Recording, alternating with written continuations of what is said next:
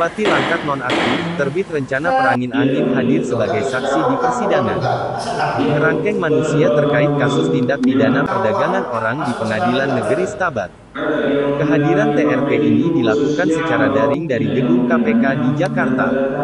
Persidangan kasus kerangkeng manusia kembali digelar di Pengadilan Negeri Stabat yang pimpin Hakim Ketua Halida Rahardini pada Selasa tanggal 27 September tahun 2022. Dalam persidangan kasus TPPO dengan 4 orang terdakwa ini seharusnya ada 2 saksi yang dihadirkan. Pihak JPU, yaitu Terbit Rencana Perangin, Angin dan Sribana Perangin, Angin yang juga Ketua DPRD, Langkat.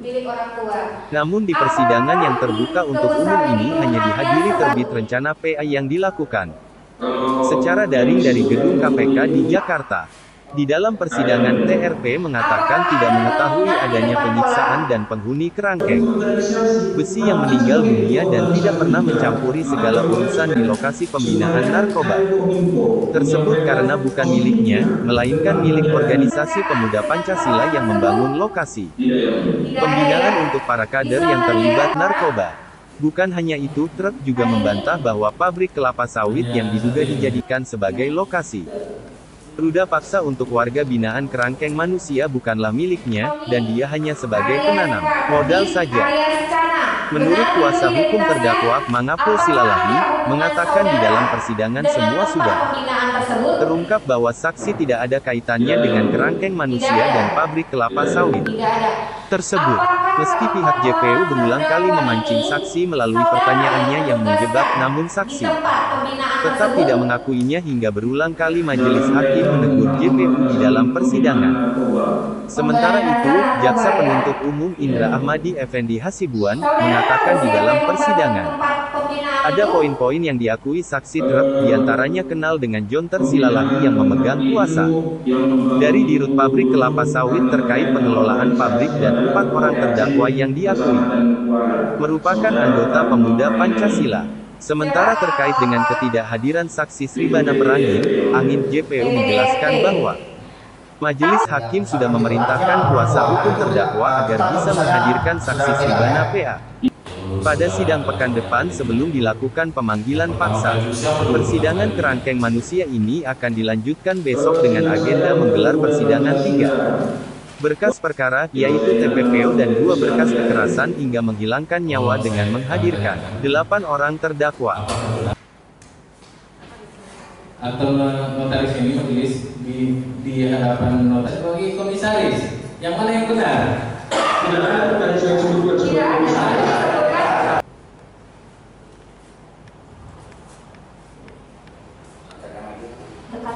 Pembinaan itu milik taksi. Bawa lagi ya. Tadi saksi TRP tadi menyebutkan bahwa 4 orang terdakwa itu merupakan anggota PP. Kemudian keberadaan mereka, sebagaimana sebutan ada istilah anak kandang, itu keberadaannya memang di sekitar rumah TRP dan di lokasi yang disebut oleh TRP tadi tempat pembinaan. Jadi terkait dengan itu dia menjelaskan bahwa keempat terdakwa ini memang berada di lokasi pembinaan. Jadi agenda besok itu tetap upaya untuk menghadirkan Sribana yang menjadi saksi di perkara TPPO dan saksi di perkara Hermanto, yang kemudian oleh majelis memberi keleluasaan kepada PH tadi, karena apabila tidak hadir maka akan dikeluarkan penetapan panggil paksa. Seharusnya hari ini, tapi nggak bisa dihadirkan apa?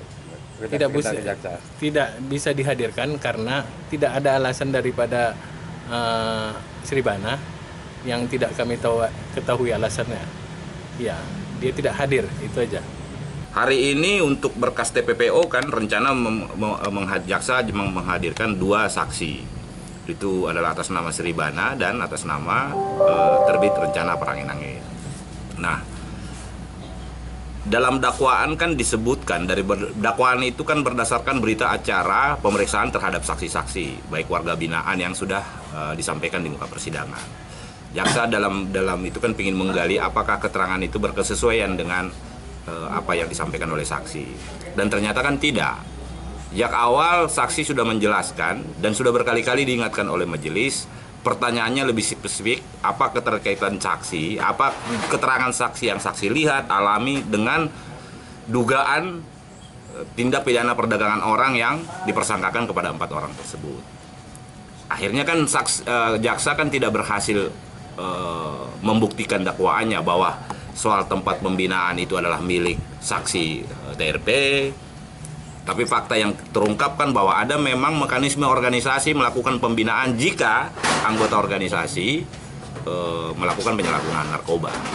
Kan begitu. Nah, juga ada berbagai surat-surat yang diperlihatkan kepada saksi. Kalau saksi kan melihat tidak tahu, jangankan melihat suratnya, mengetahui pun nggak tahu gitu. Jadi kita ini bicara hukum pidana itu bicara soal kebenaran material. Apakah betul itu terjadi? Gitu.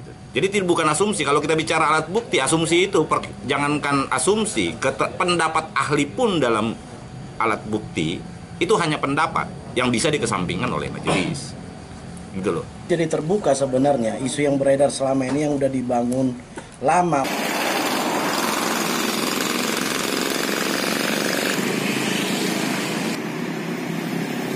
Dari Langkat Sumatera Utara, tim liputan BNews TV.